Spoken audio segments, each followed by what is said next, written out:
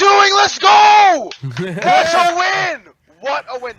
That robot today. This is my number one dude. That robot today, Haaland, was showing levels by Kane. Levels.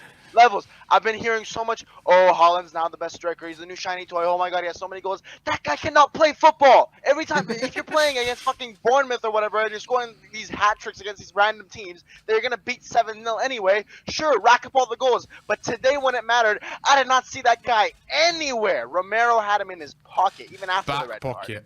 You're right. You're Back right, Arian. pocket. Spot on. How are you doing though? It's good to see you, mate. Oh, I'm doing amazing, Danny. How about you? We always talk together. We do. I'm glad you're doing. Yeah, you've had a great show today. Everything today was just fucking magnificent. Emerson turned into prime Cafu.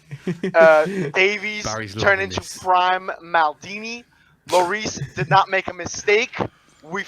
It was just absolutely incredible, this performance. Like, these performances against City hyped me up so much. And I've seen this script before. Having a little bit of a poor run of form, get 2 January signings in around deadline day, game against Manchester City in the top 4 race. I've seen this script before. I've seen it. Under Conte, I'm 1 point off top 4. We're going to get it. We're going to get top 4. And Arsenal are not going to win this fucking league, bro. Did you see what happened against Everton? Did you see what happened against Everton? Those 3 points don't matter. They're going to fucking capitulate. Man City are going to smash them in their 2 games, and they're not winning no league. We're getting top 4, and they're going to bottle it, and it's going to be fucking magnificent. It's going to be glorious. They're going to have a trophyless season. We're going to win the FA Cup. We're going to get top 4, and we're going to go far in the Champions League, and who knows, we're going to win that shit too. Why not? Why not? Yes, Arian, man. We're going to win everything. We're winning it all. After that performance, there's nothing that can stop us. Nothing. I don't care. Okay. Well, Arian's on one. If you could have shown that much passion into making your bed, Arian. Yeah. The most untidiest. Look, from the man next to me who has the most tidiest bed in YouTube, he's not impressed with the state of your bed. But we'll let you off. Right? Just this once. It's a morning game for me, so I just got up out of bed and ran downstairs to watch the game. That's fine, man. That's fine. That's dedication. That's dedication. So, Arian, your thoughts on Højbjerg today? He's turned up. So good. I was getting frustrated with him, I'll be honest, because for a while he was having these performances where he was. You could see he was just getting frustrated with himself too. He's like a little bit behind. He's lagging behind the team.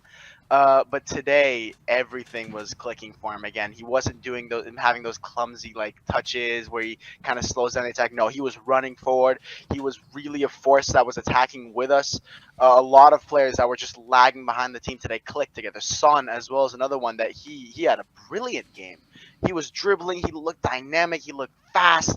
He looked so in tune with the team. A lot of the team really felt like they were on the same wavelength, and everyone was working together, and it was just so effective against a side like Man City, who are actually genuinely, even though they've been below their standards this season, they're still a tough team to go against. And we just decimated them because everybody was working as a unit. Everybody. It's like that 3-2 win last season. It was just less goals, but it was the same exact performance. It was less mistakes from our end and just a little bit less finishing touch from us too. But it worked, and it was amazing. And Højbjerg just had, I think honestly, he had a flawless game up until like the 88th minute when that touch led to like the red card or whatever. That's the only mistake I could point. That touch was a little poor, but you cannot ask for a flawless performance literally for 90 minutes from a player in the Premier League. That just doesn't happen. Players make mistakes. I'm not going to hold that against him, but he was absolutely brilliant.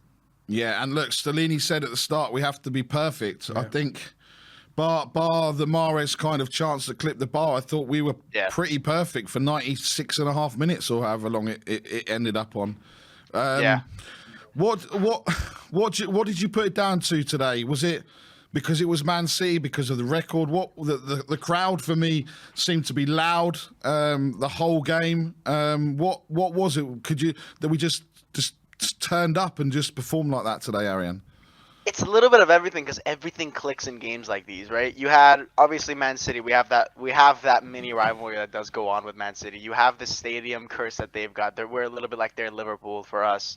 The fans are always up for a game against City because we love riling up that bald fucking Pep guy.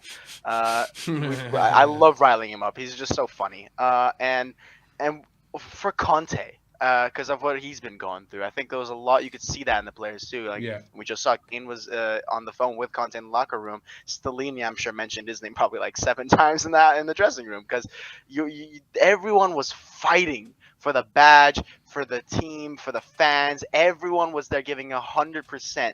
No one looked sleepy out there. That's been a problem with Spurs this season. Every time we're playing, someone looks asleep. Dyer looks asleep sometimes. Højbjerg looks asleep sometimes. Sessegnon looks asleep sometimes. Emerson looks asleep half the fucking games, or he's looking away from his passes. Whatever, right? Today, everyone was locked in. Everyone was locked in. We were just ahead of the City players. We were thinking faster than the Man City players. They were behind. It's like they couldn't think through the noise. It was just so dominant. Even though they had the ball, they couldn't do anything with it. It's like Mourinho said one time: they can take home the ball. We'll take home the points. We just dominated.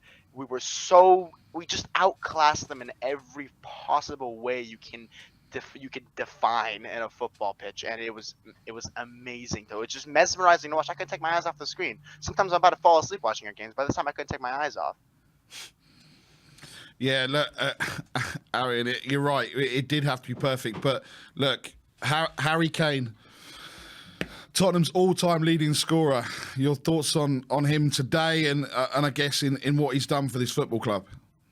I don't have enough time to say good things about him. I mean, everyone can sit there and say, oh, he hasn't done X, Y, and Z. He hasn't won these trophies or whatever, but that doesn't matter, man. Look at how absolutely brilliant this guy is, and he's not been dealt the best hand in football. We have to all agree this. He has not been blessed with an amazing national team who have a brilliant record. He has not been blessed with a team who have just this, prowess of winning silverware.